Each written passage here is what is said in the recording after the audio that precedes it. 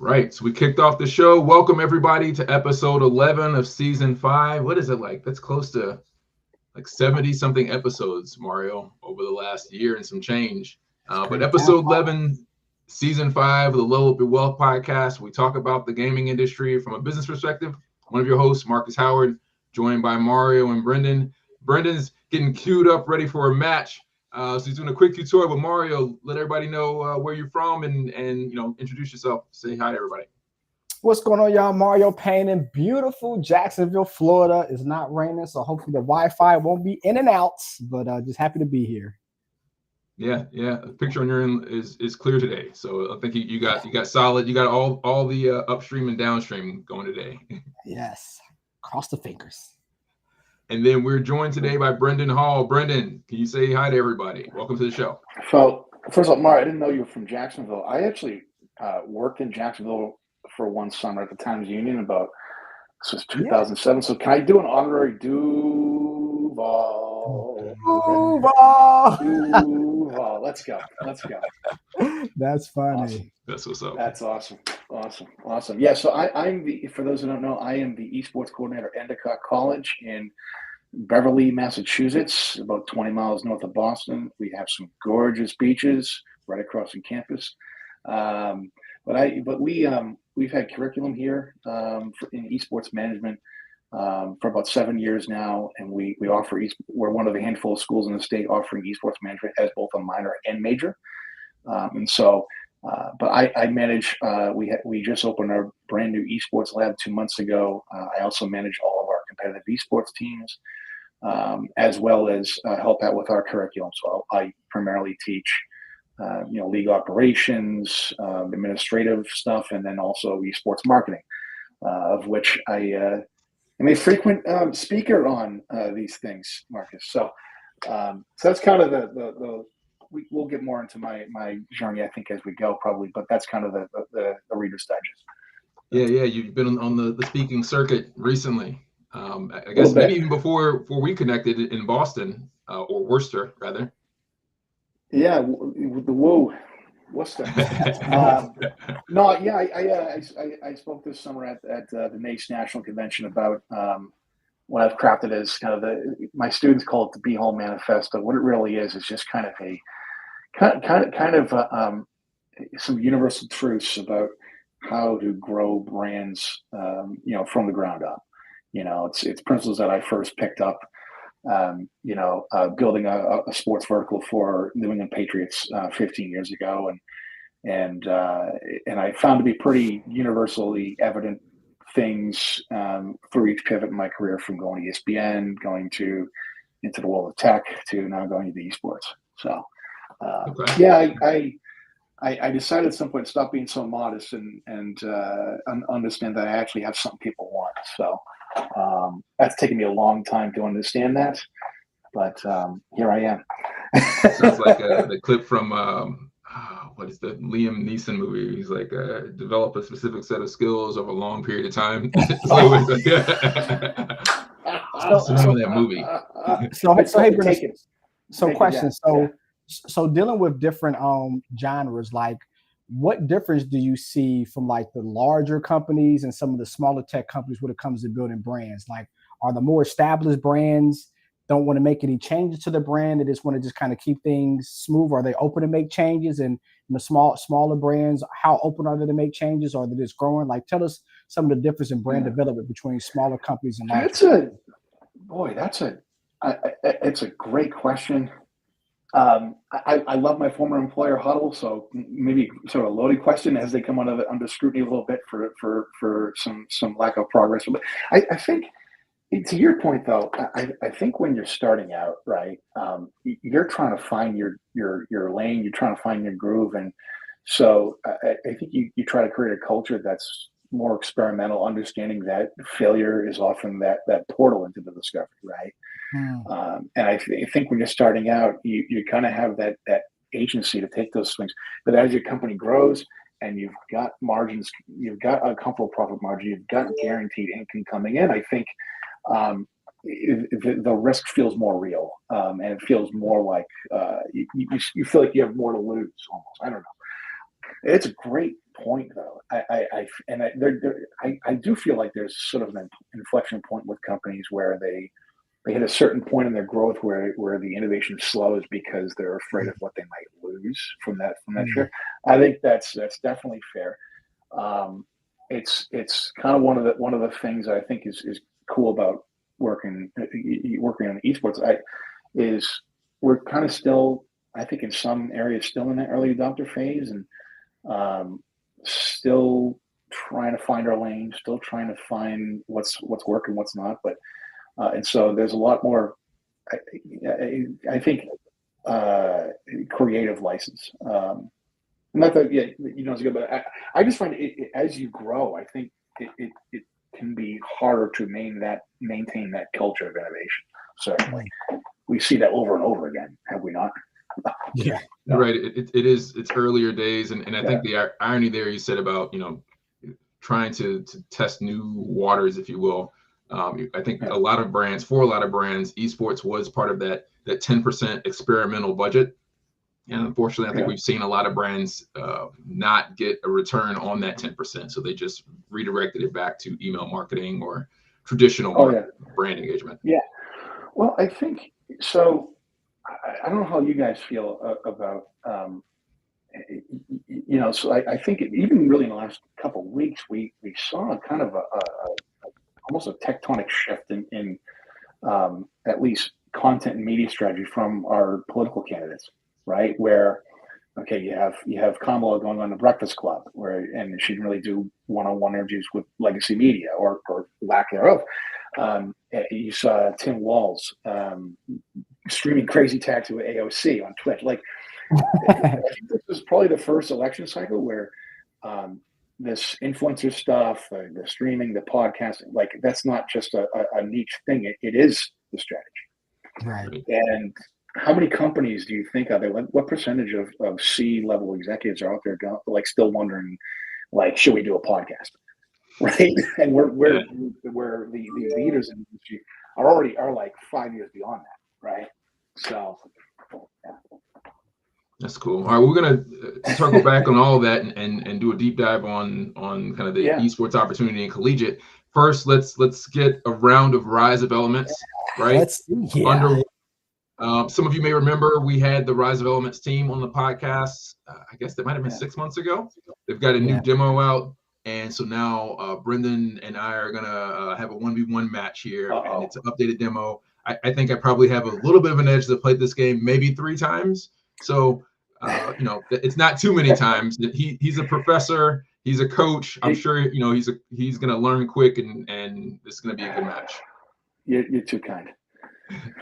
Let me share my screen.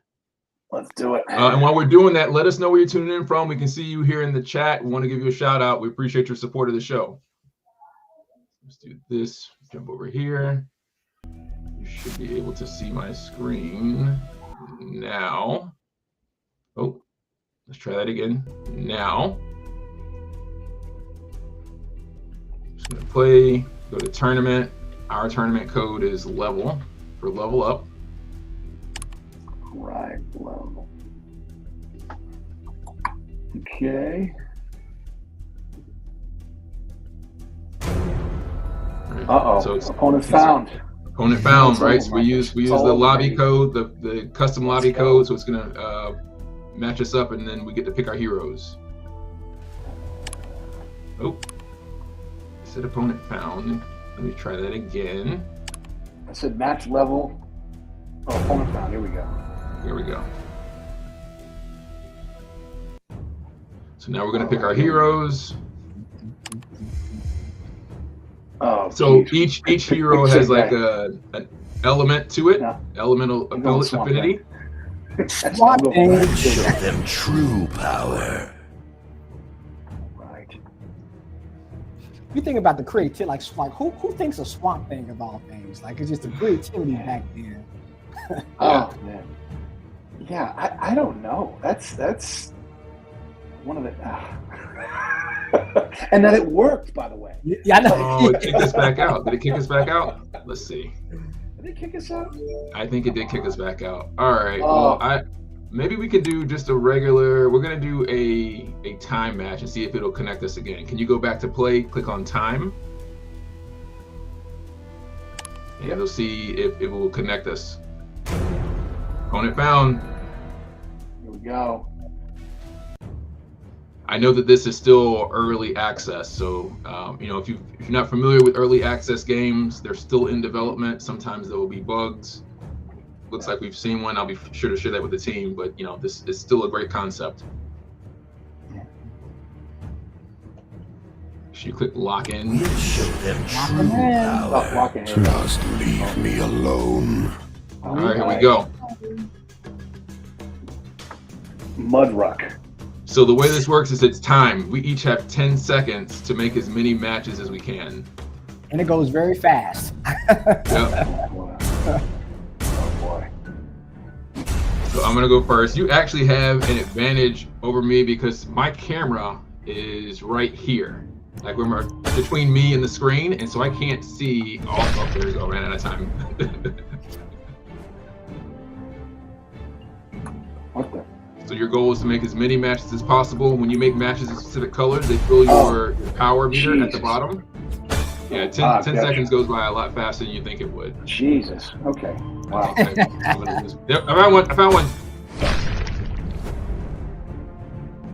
And so if you make matches with the swords, we're just gonna do a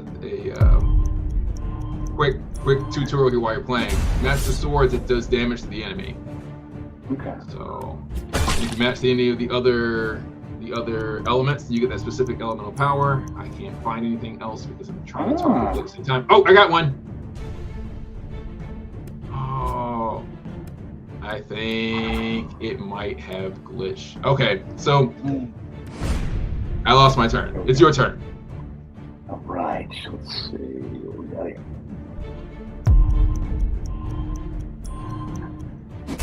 Ooh, that goes by quick. Yeah, 10 seconds is real quick. Jesus. Where is? Oh, I can't see anything else. Yeah, but like my camera is right here between like me and the screen, so I can only see roughly 40% of all the gyms on the stage. Oh boy. Oh. There. Do this. No, I can't. Next time we play this, we might just do the turns, so it's a little more forgiving. It's like speed chess. Yeah. Here we go. Oh, yep. There we go. Oh boy. There we go. All right. There we go. It's like Tetris, man, huh? To quote, I think Charles Barkley from what's the movie? Space Jam. Give me my powers back. Barkley said a lot of fun stuff. Boy. All right, ready? Yeah, there we go. All right. Let's go. All right, I'm getting the hang of this now, I think. Cool. What do we got? See that one. See that one. Oh my goodness. I got powers. Oh, I ran out of time.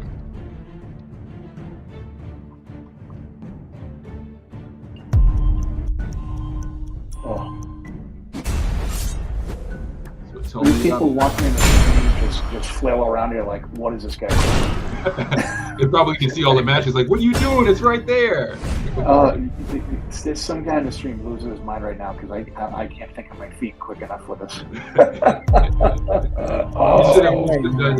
numbered match, not the time match. That wasn't fair to either of us, especially since you've never played this before. Good. I see it. Oh, you took it. Boom. There we go. See you leveling up over there. We see you. Boom. All right, so I got some special abilities over here. So that one. Not really sure what they do. I have them ready to go. Can't let them go to waste.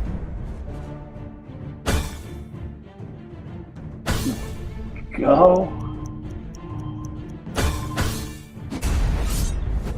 Here we go. There's got to be a match match. There goes one there. That one here. Here. There we go. There we go. Okay. Here we go. How do you like me now? I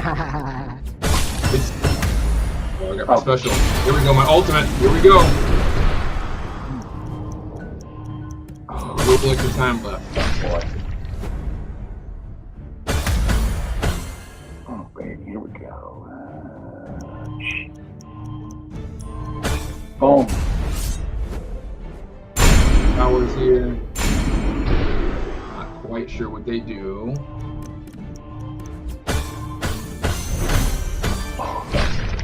I think it's helping me win, so we'll put it back.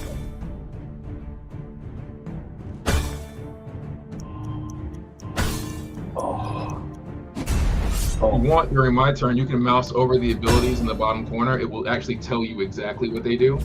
But I'm always spending that time looking for more like matches to make. Okay.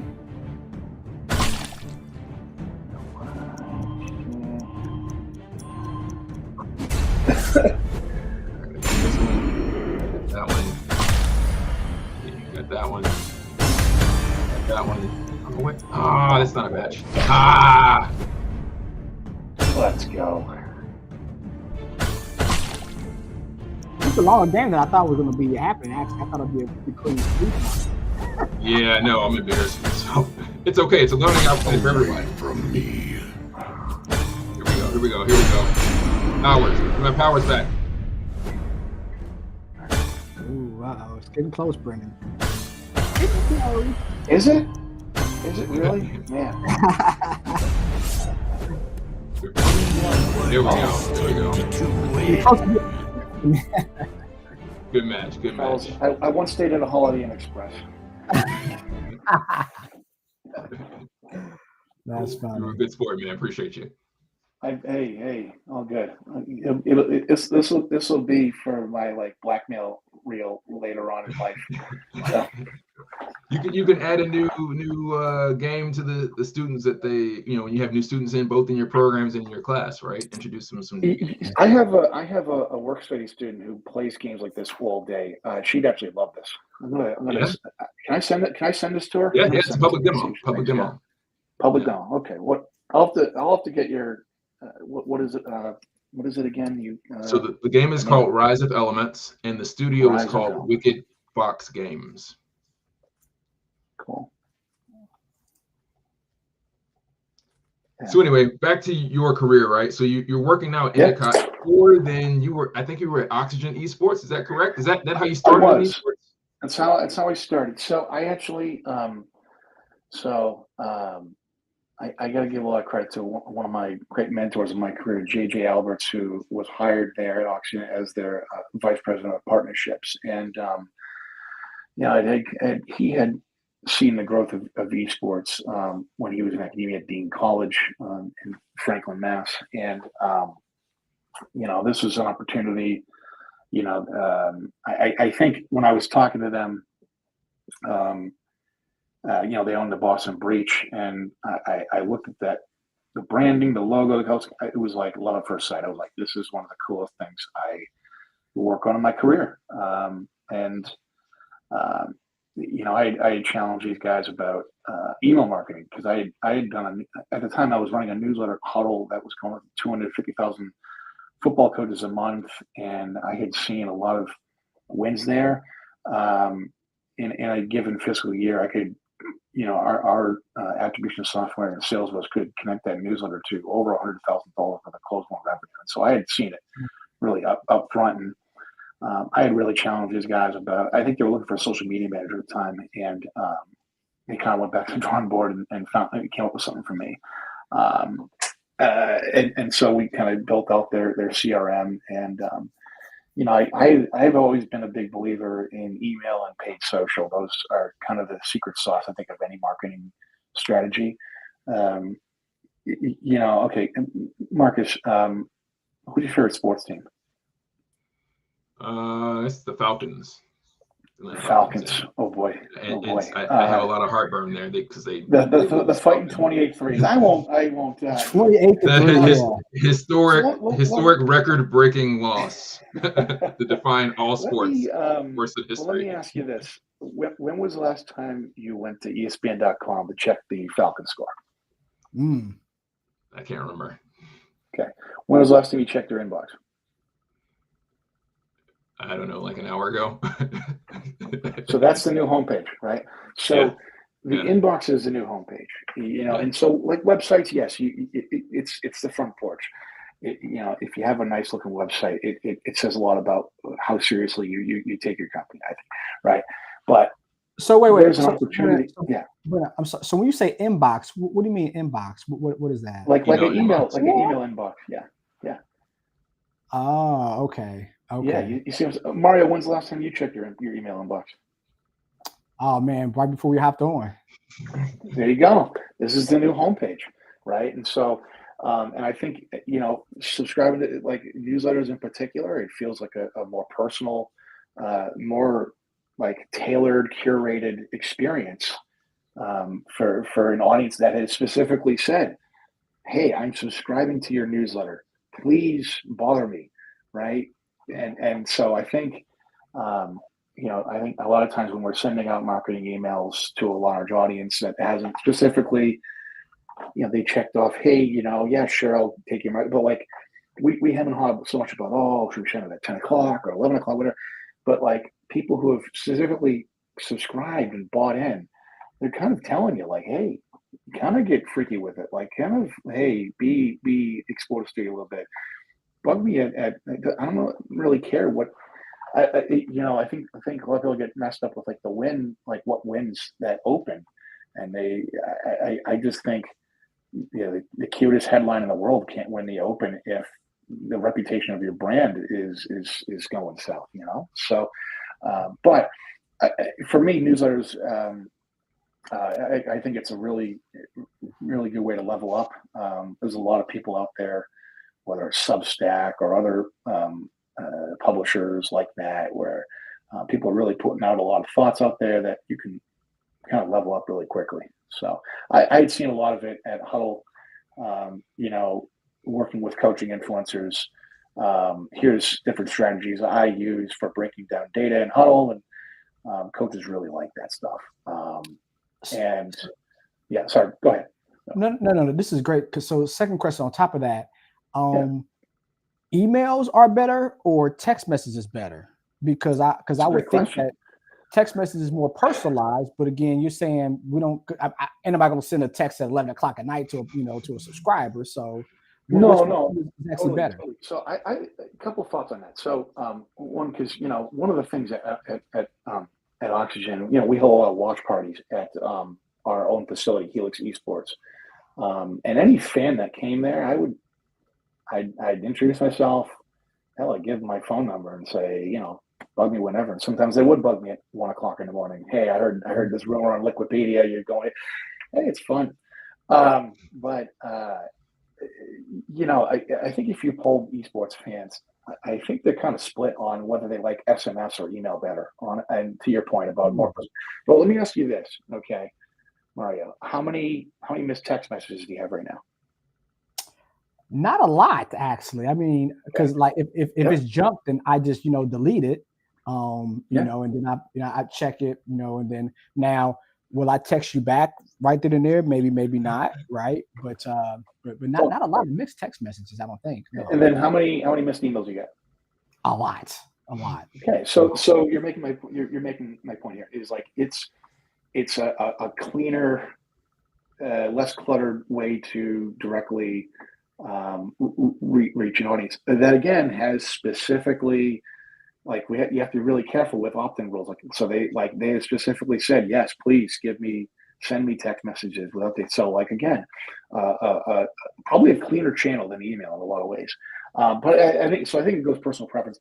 I think what I've found is interesting with the gaming audience is I think anytime you do email marketing, right, you always want to go mobile first, right? You want to like mobile first, so like short, choppy copy because a huge block on the inbox is not the greatest user experience visually, right?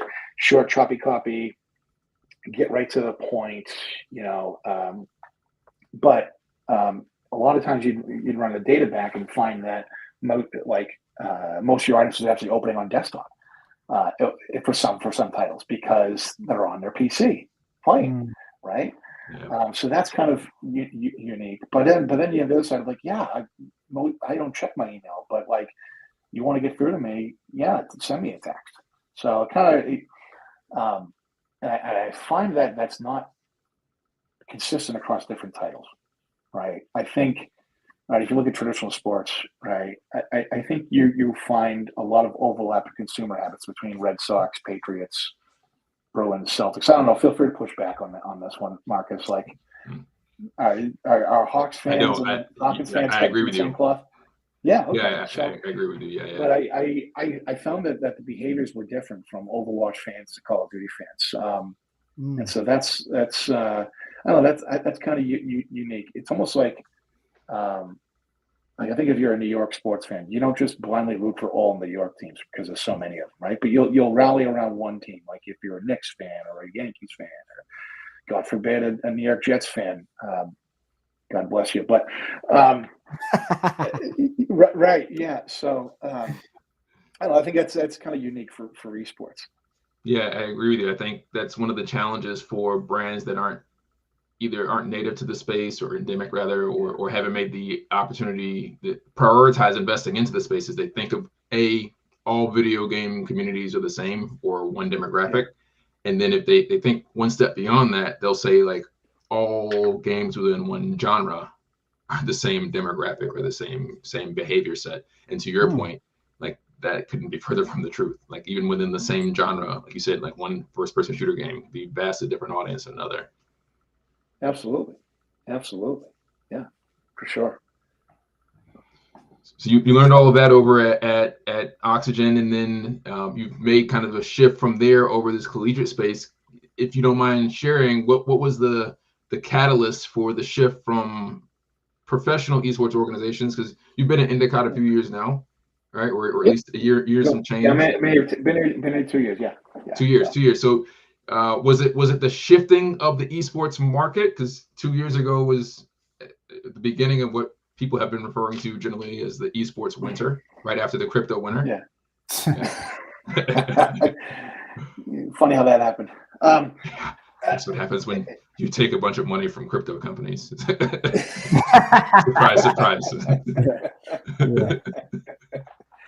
No, I honestly, it was, I had kind of always wanted to get into teaching. I kind of thought in my career at some point I'd be shifting over to academia. My wife is a professor at Massachusetts College of Pharmacy in Boston. And Endicott for me, so this is where I got my master's in athletic administration. And so Endicott played a huge role in my career pivot. I thought I was going to be a journalist at ESPN forever. And then layoffs happened left and right. The industry kind of really shifted before our eyes, and not entirely for the better. But so Endicott played a huge role in that. The program director for the grad program, Anthony Johnson, connected me with so many people in the NHL, Major League Baseball, the NFL. It was pound for pound one of the best decisions I think I've ever made in my career. And when they were looking into hiring for this position, just getting to know the people in charge here, my boss, Deb Swanton, the dean of the School of Sports Science, talking with her and some of the other, we were very, very aligned on what this growth should look like. It's very much in sync with what my principles were of curriculum first, build out, have that curriculum in there and build from there. And so, for me, I was going to have some liberties to kind of grow this thing and take some swings and be allowed to kind of do things a little differently. which I think we do, and I think it was also, as you know, Marcus, the pro scene is kind of crazy. Just putting it lightly. Listen. I mean, job security is something to behold. So, but I was looking for just a kind of a change of pace. I've been running 1,000,000 miles an hour my whole life, coming from the journalism world. So. No, but honestly, it was the Endicott more than anything. It's the culture there. That was, So, I think, like these types of jobs where like you're going to have some opportunity to take some swings, where everyone's kind of aligned on thought. You don't get those type of opportunities often, so. When you get them, I find that they tend to be rewarding. So I'm always fascinated about branding, right? Because you have the big companies, the small companies. We have GE that does not make the most money in the world, but they're like the world's most recognized brand. So like, what makes a brand a brand? Like, is it your commercials? Is it your marketing? Is it your products? Like, what actually is a brand? I love that you brought up GE. Me being, because I'm a UMass grad, and God, I don't think we go a week without hearing from one network about what Jack Welch is up to. But anyway, I think brand. So I like to say the saying: brand makes demand, right? And so, but your brand, I guess to put it in as short terms as I possibly can, but it's it's a sum of a lot of different emotions around your product, right? The stories, the emotions. Do I tell even the gossips? But it's your reputation above all else, right? If it was boiled down to one quality about what makes brand, it's the reputation, and it's ask yourself this: what are people saying about you when they're not in a room with you? What are you saying about somebody when they're not in the room? Like that's what your brand is, right? That's ultimately what it boils down to for me. It's that reputation, and how you create that reputation. So I'm gonna. Can I actually wrote this. I have this up on my wall here. These are my rules here. Brand makes demand. We can talk about some of these. Brand makes demand. Yeah. Community makes commerce. I've changed this to be more gender inclusive. I say story is supreme, right? I also say when you're building, this is one a lot of people mess up, but don't spray and pray, point and shoot. I think you will get more out of. They often say it used to be that if you were a musician, you could live comfortably off of 1,000 people consuming everything you do. And I think when you look at some of the most successful bands ever. The Grateful Dead, I don't think they ever, in their heyday, I don't think they sold more than a $23 ticket to their shows, and yet they're one of the most lucrative bands of all time. It's because their fans.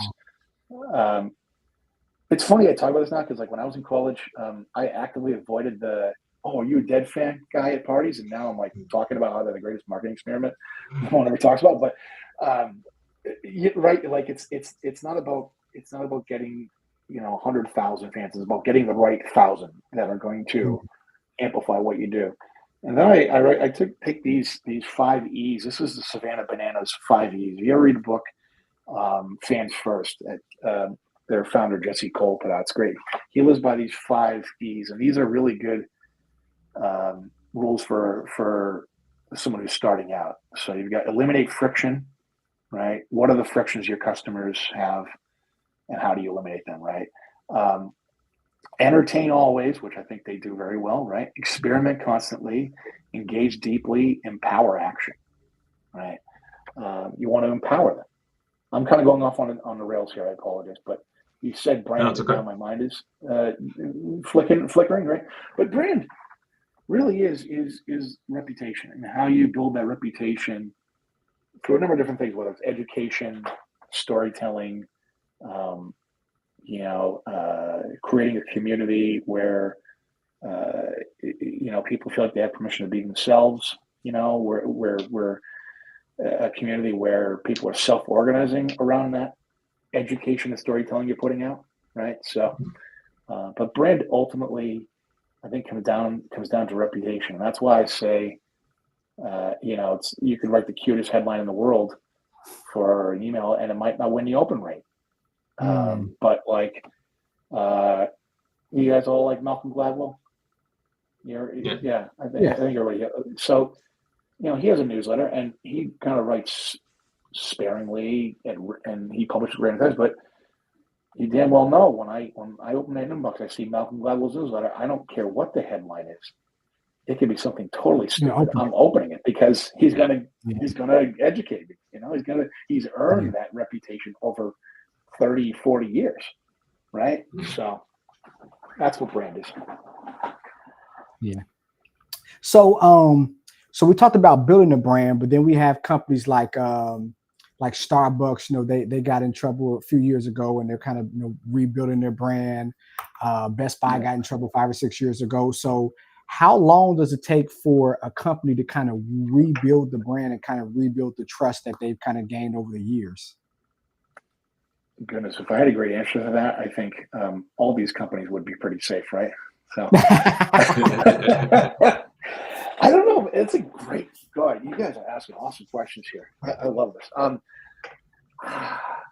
don't know. But I think, look, Rome wasn't built in a day, but it sure burned quick, did it? Right? According to the historians, right? I don't know. That's a great question, Mario. How, because I don't think there's a right formula. I also think when a brand starts trending that way, it's hard to reverse inertia. Companies have done it, but I think it's a willingness to, again, it sounds easy to say in theory, but harder in practice. But again, having that culture to be able to innovate and move and move on to the next platform, I think that's critical. When reputation starts going south, I think it's hard to reverse inertia, unless you are totally willing to, tear down and build back up and strip down to the nubs. We've seen companies do it, but I think it's hard for a lot of, especially as we talked about at the beginning of this conversation, once you've become this robust organization and growth innovation is kind of slowed as those kind of risk factors creep up. It's a great question. I wish I had a great answer. I'm sorry, but no, it's good. Boy, it's a great question. Do you think that collegiate esports in some ways is rebuilding? If we consider the brand of, we'll call it North American esports, then the professional ecosystem is not what it was 5 years ago. In many ways, I think some of the most success we're seeing now is in the collegiate space. Would that be fair to say we're in a rebuild mode? I don't know. It's an interesting way to look at it. Because I also think, look, this isn't going away anytime soon. And I think we've seen the research. Esports Foundry puts out some really good data on college esports. So they had a figure a while back that something like almost 70% of college students who are involved in their college esports program are on STEM or STEM adjacent degree tracks. And we know administrations love those STEM students, right? They raise the academic profile of school. So, and then also for a school like Endicott, where we're a small campus, we have a student body of about 3,000. We're a Division III college for athletics. We have a lot of different athletic teams on campus. Traditionally, we have a pretty strong sport management program and a very strong exercise science program. We just had an alum hired by the Broncos a couple months ago. And then nursing, we have 100% pass rate on our state board exams. So we have a pretty good nursing program. But there's not a lot to, compared to, bigger student bodies. There's not a lot to do socially. And so this gives people more stuff to do on campus. It's more, and, for us, where we have a almost a 60% female student body. The amount of female students we have on campus who we've run 2 Roblox Dress to Impress events this semester, and they're far and away our most attended event. My daughter loves that game, and you know, she loves it. And like I'm like, cause you know, like it's more like a female game. And she's like, well, guys can dress. I played it with her the first time a few weeks ago. So I had my. They give you like 5 little things to wear though, so it's not a big selection for males. But she loves that game. So we had our second. So our second event was last week, and two male students who are on our League of Legends team came to the event. They were more excited to play than anybody else in that room. I'm telling you, they were jacked up. Okay, so we've our lab is quite the cultural cornucopia. We see students from all sorts of races, genders, ethnicities coming in every day. It's a place they feel they can chill out and hang out, not even playing, but just kind of get away, because it's right in the middle of the student union. It's a lot of foot traffic. They always see action. They see the cool lights. We did a charity Mario Kart event last semester with Endicott standing up for racial justice. So you know it's so I think for college esports, you know, so we have the STEM students, the social barriers it breaks down. You know, we talk a lot about mental health with Gen Z. This is a place of psychological safety for them, right? And so I think if you sell your administration the right story about all the greater good of this, because look, this isn't going away anytime soon, right? 90% of Gen Z, whether they want to be honest about it or not, they game. And even people like myself, okay, millennial dad playing Super Smash Bros. With my 8-year-old, 5-year-old daughters, okay, like we all game.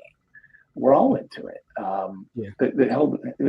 The teachers, some of them 50, 60 years old. Hey, when can we play? Can you get an old school console in there? Can we drop some Genesis? It's something that unites everybody. And so, it's only up from here. But like those factors I laid out, that's probably the biggest reason why I'm bullish on college esports, and why I think more schools are going to be investing in this over the next 5 years. Okay. I know we had an episode, what about a month and a half ago, Marcus, where we were kind of talking about like maybe like the cons of that argument, not the pros. So it's interesting to see a person, you know, that thinks a little bit. Maybe I'm just hopelessly optimistic about the world, Mario. I don't know. My Boston Irish in me, I just refuse to be glass half empty. I don't know. and so it's great that you are optimistic, and I am still optimistic about the space too. I agree. I believe that as a social experience, esports is here to stay just as much as video games are. It's difficult for me to see the business case for esports as a business, particularly in the tier 1 ecosystem. And I also see that challenge in the collegiate space for organizations, for schools, which I guess are organizations that have over-invested on that vision of varsity / the professional ecosystem, right? Building $1 million facilities, focusing on just recruiting in a varsity team. I don't know how that model works, because there's not enough students who can compete at that level within any student body to justify millions of dollars and the rest of the infrastructure that goes to sustain it. Do you need that though? So our Overwatch team, so our lab, okay, and we love our lab, okay. It's pretty state of the art. We've got Lenovo Legion 4080s in there. We got some pretty state of the art, but it's 15 PCs in a converted student lounge in the student union. It's not the biggest space, but it gets the job done, and we have really good like connection in there. And our Overwatch team, out of I think 430 or some odd teams in Overwatch Collegiate this fall, came in 91st. I think And running down, just kind of look at this, like where we finished. I was like, hey guys, if we were in the Big 12, we would have finished fourth. You know, like I like to hang my hat on that kind of stuff. We actually, so I was inspired by Northern Illinois' upset of Notre Dame this year. So they do this thing in football where every time they have a game like beating Notre Dame or beating a ranked team, they call it a boneyard. They put it in the boneyard. And they've like we've got 39 boneyards. So I said, every time we beat a school that's got a Division I athletics program, we're going to call it a boneyard. Or we can go yard or whatever, because we're the Gulf. And I think we finished up with 4 goal yards. We beat like Santa Clara. We beat Delaware. We beat a couple Missouri schools, of D1 schools. And I said, if we beat a third, I'll make Missouri State champ shirts. Like, and they thought that was a riot. So, but we're very proud of what we've built. We're very proud of our facility, but we know it's not the biggest. Do you need all that? And then the other mistake I think programs make is putting that competitive side before the community is there. You can't build the competitive side without that community, bar none. That is community, casual and competitive. Marcus, I asked you this earlier this year at Clark, and I think we both agreed about you have to give equal attention to casual and competitive, because one can't exist without the other. Yeah. So agreed. Yeah. So do they need these big facilities? If it's not, look, in traditional athletics, because so it's like my wife is not a sports person, and she will ask me like, why are they spending so much money on college football? All these things. I'm like, it's marketing, right? Yeah. I mean, crikey, I went to UMass because I love watching those John Calipari teams that refused to lose Minutemen back in the day. Okay, and Marcus Camby and Camby, Dante, before Carmelo, Travieso. Okay, there was one Carmelo Travieso. This Anthony guy, I don't know who he is. Okay, Victor Padilla. All right, Tyrone Weeks, Monty Mack. Just go down the list, man. Yeah. But that's marketing, right? And they've shown us. I think it's literally called the Flutie effect. Like enrollment for Boston College, and the quality of students went up in applications and stuff after Doug Flutie won the Heisman. Right? That's really? Yeah. If it's somewhere on the Wikipedia world there. It's called Flutie effect. That raised the profile of Boston College academically. And enrollment-wise after Flutie's Heisman campaign. But you saw with my favorite example probably recent years is probably Appalachian State. Yeah. Nobody can tell you what state Appalachian State was in before they beat Michigan.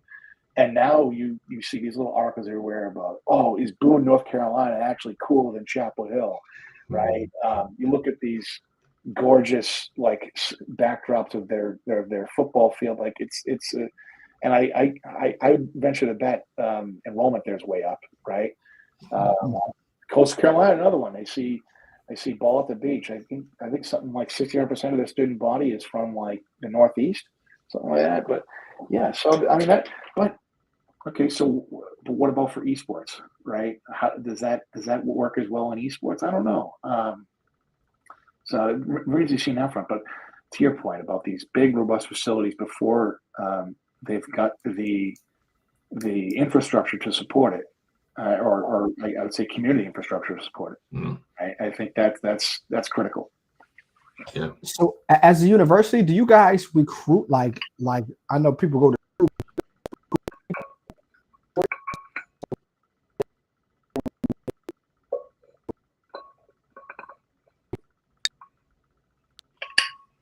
Mario, I think we lost your audio there a little bit. You broke up on me a little bit. You're talking recruiting. I'm going to try to fill in the blanks here. So I know it's something we're going to have to kind of tussle with at some point. Okay. But right now I'm like a high school football coach. I'm like plucking kids out the hallway. Hey, you're 6'4". Can you play offensive line for me? Okay. But to that. I happen to get really good kids. Like, I'm I'm pretty aggressive and pretty liberal with the flyers I put up here on campus. I actually, I don't know how you guys feel about this. I actually use AI image generators to create our seagull in different contexts of gaming. So like, hey, we've got a Smash Bros. Tournament, and I will literally put up a 4K rendering from Midjourney of our seagull dressed as Captain Falcon from Smash Bros. And say, hey, we're doing a Smash. So I get to do a lot of creative,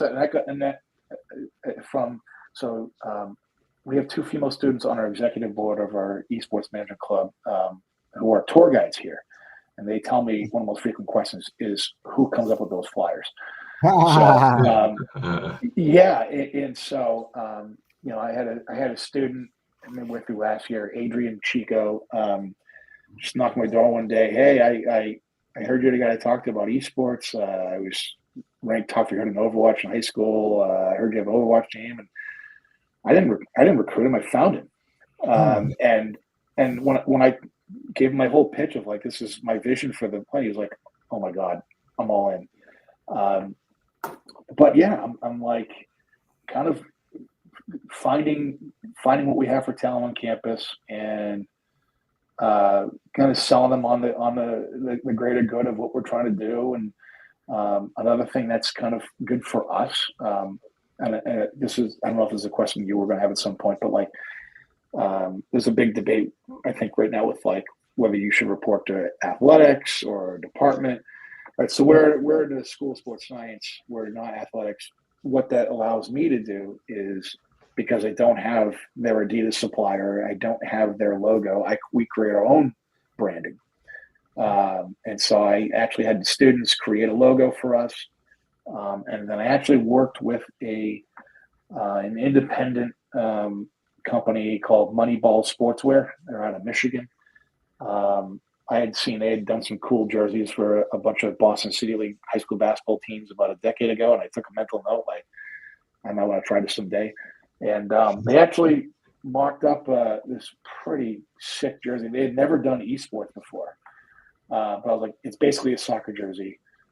What do you think? And they came back with this awesome looking jersey. I don't know if I've shown it to you, Marcus. Maybe I can send you a picture, but like, it's got like, we're right across from we're on Cape Ann on the North Shore. We're right across from beaches, and so there was like ocean waves on it, and then there was like green silhouettes of like seagulls flying in formation. It was rad. It was totally awesome. If you have it on your computer, you can do a screen share. I don't know if you have it. Yeah, we just did a media day. I can see if I can pull it up. It's pretty cool. I'm not gonna lie. Yeah, the screen share is at the bottom. There's like 5 icons on the bottom. The one with the screen. Yeah, share screen. I'm gonna pull this up. Can y'all see this? These are our jerseys. Second. You see these? Their arms are covering the goal. See if I can pull up. Yeah, that's cool. Let me pull one up here. I'll go to this headshot one. No, that's not it. Here, I'll show you. Yeah, so these are like our jerseys. Right.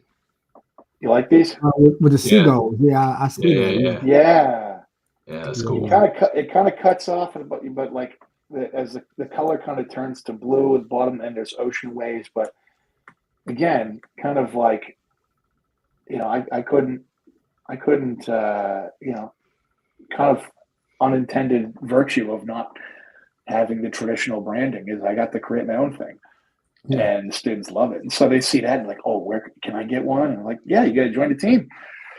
All right,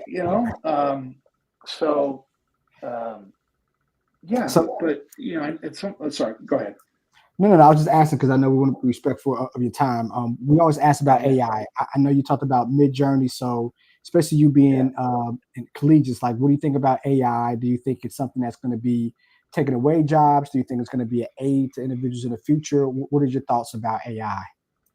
I think some of these fears are overblown. I think there's going to be a world where all these people who are doing work manually that is now being done by AI, those manual workers are going to be more quality control. right? It's still going to serve a huge purpose because I don't care what anyone says about, oh, you can't detect AI with the naked eye. Oh, dude, I've been writing professionally, like published since I was 17 years old, since I was a high school senior, okay, when I was writing for my local newspaper. I can tell when you use AI to write it almost immediately. I'm sorry, I don't care. No, well, maybe it's just because of the marketing copy brain, because like, you know, because it writes in such passive voice and it's kind of robotic and I'm like, yeah, you kind of, I think you use AI. I don't know, maybe I'm just being cocky, but it could be. I think, you know, this isn't going to go away because, you know, Brendan, the esports professor, you know, thinks so let's give it a seat at the table. Let's find a way to work with it. And so what I do with my classes is I think we're going to see the value of writing a term paper less and less. And that might rattle some of my colleagues here, but think about it. Like, Marcus, when you pitch an idea to somebody, right, you're probably going to get 15 minutes in front of at the front of the table, right? You get your slide deck. You gonna give them a term paper? No. Right. So so a lot of what I do with my students is I get them in. I teach them how to use Canva, how to use Google Slides, and really understand how to put together a dynamic presentation that they can take the bones of into the real world and use, you know, in their careers. And when it comes to the writing side of it, because I still think that's important, I think it's super important to have your own voice you develop, especially with AI, right? I love doing this exercise where, like, you take some writing and then you go, okay, do it in the style of Hunter S. Thompson. Okay, now do it in the style of a Guy Ritchie monologue. And you're reading this thing, and it's like, wow, I can just hear Jason Statham, you know, saying that in this Cockney accent, right? So, but it's not going away anytime soon just because anybody on this call disagrees with it. So let's find a way to give it a seat at the table, understand that this is only getting better. Right now, this very second is the worst AI it's going to be. And tomorrow that's going to be the worst AI will be going forward, right? It's only going to get, so let's give it a seat at the table and figure out what to use. So I actually teach them how to use AI image generators. I'm on the AI and teaching committee here at Endicott. And so we're working on creating a badging process for people to get badges. So I'm kind of currently creating the image generator one. But yeah, let's use this, because you know what I find when I'm doing my slides and I can you know, and I'm trying to make a point and I can't find a good like visual out there in the wild. I can have it create a cartoon in DALL-E and say, hey, give me a cartoon of a guy of a guy freaking out on a pile of money, you know, and it gives me something that I can use, right? So I think there's a lot of good applications of it, but the writing part of it, I still think it's super important for students to learn how to develop their own voice. I actually do this thing when it comes to writing is to I'll do it two ways. I'll say, one, give me a 200-word or less summary, and that way I can screenshot it for a Square post that we'll post on our Instagram account. And then give me 500 words or more, kind of a blog length entry, you know, expanding on these points. And they'll always tell, and we're going to sunshine it and we'll put it in our newsletter. So again, that's your voice that you are putting out in the wild. So be careful what you do, because that is your voice. And I think they appreciate that. But you know, what's funny also is they always tell me that the 200-word part is actually tougher than the writing the 500 words part. And so I think in academia, sometimes we don't teach enough about the power of brevity too. Yeah. So, yeah. Is that answer? I know I kind of went off on a tangent. I've been doing this a little bit time. You're asking me questions that get me really excited. You can't tell. No, that's great. That's great. Yeah. Yeah. Well, thanks so much for your time. Before we go, we always want to make sure that we let everyone know where they can find and support our guests. So let us know where's the best way to find you, support the work that you're doing between here and the end of the year and into 2025? Like, where's the best place to find and connect Sure. with Brendan? I try to be, as you know, Marcus, I try to be pretty active on LinkedIn. You can just find me on LinkedIn. Just Brendan, I put my middle initial, so Brendan C. Hall. As far as what we do at Endicott, for socials, we primarily own Instagram. And everything cross-board, it's Endicott Esports, at Endicott Esports. So Endicott, ENDICOTT, Esports. Our Twitch channel, it's the same thing, at Endicott Esports. We actually also launched a podcast, which I'm gonna bug you two to come on at some point, but it's called Gullcast. Yeah, it's called Gullcast. Yeah. Endicott Esports. I just had my buddy TJ Horgan from EA Sports on. It was an amazing episode. I just had Eugenia Yoon from Gen G on. She was amazing. Too, yeah. I got one coming out pretty soon with Jacob Van Ryn from the NECC. So we've been getting some pretty good guests on to have some pretty fun conversations. Our Twitch, our Substack as well, EndicottEsports.substack.com. And again, when you follow our socials, you follow newsletters. So like I have students that review video games on our newsletter. I've got students doing all sorts of different content on our socials. When you look at our grid, it's not just going to be the same game day graphic 28 times in a row. You're going to see a lot of different varieties of content there that the students take a lot of pride in. So, that's awesome. Just trying to earn my keep here, fellas. You know. That's cool. And it's great that you have the students so actively engaged in the program beyond just playing. And they're getting life skills, professional experience. That's amazing. If you make these guys feel like they got a stake in the outcome of it, they're gonna work that much harder for it, and they're gonna be much more intrinsically motivated. So the students really feel like they have a part in this, and that makes me very happy. So. Great. So thanks so much for joining our show. Mario, where can people find you and support you? Instagram at Painful Profits, because we make money sometimes it can be painful. Not the last few days. Well said. So at Painful Profits, or of course our estate planning process is fully automated at therelaxestate.com. So that's the AI platform. Yes, yep. Estate planning, your trust, will, power of attorney, all AI powered. Put your information in there. We have attorneys that already created the documentation. Put your information in. You have your trust right there at your fingertips. So technology, AI helping us save money and do things we're supposed to do. That's awesome. Then if you're following me on LinkedIn, then you probably already connected me on LinkedIn. But if not, I'm on LinkedIn, right? Marcus Esports Howard, also on Facebook. But LinkedIn is probably the best way to reach me. And we'll be back here next Thursday for another awesome episode. Brendan, again, thanks so much for your time. Everybody, thank you for tuning in and for your support. We will see you again soon. Have a great week.